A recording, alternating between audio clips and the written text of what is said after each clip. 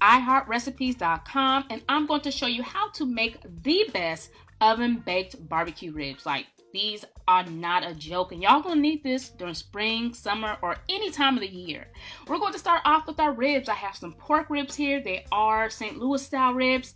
If you want to use beef ribs, you certainly can. We're going to pierce our ribs using a fork, and that's going to help all the seasonings and everything just penetrate while it bakes.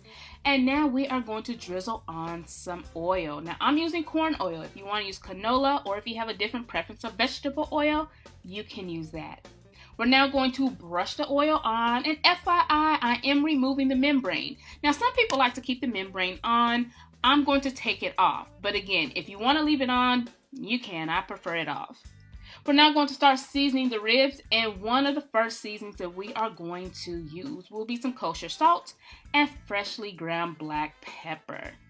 Once the pepper's on there, we're going to start adding a combination of onion and garlic powder. That is not flour. It's onion and garlic powder, and I'm also going to add some dry mustard. Okay, now I'm going to add a nice amount of paprika. Now I'm using smoked paprika because I want the smoky flavor, but if you have sweet or regular paprika, that will work fine as well.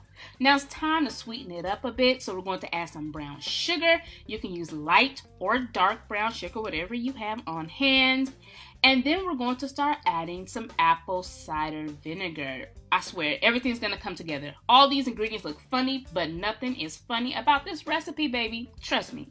Add some hickory liquid smoke, and then we're going to start brushing everything on. Now, if you don't mind getting your hands dirty, I just had my nails done, so I'm not gonna get them dirty. But if you don't mind getting it dirty, you can certainly just rub everything using your fingertips. And now we are going to sprinkle on some parsley flakes, as well as some red pepper flakes. I like it sweet, smoky, and spicy, but if you don't, leave those pepper flakes out, okay? Now we're going to pop this in the oven, but first, look at that color, y'all. This is without adding the barbecue sauce, okay? We haven't even added the sauce yet. This is just the rub. I mean, come on, y'all gotta try this.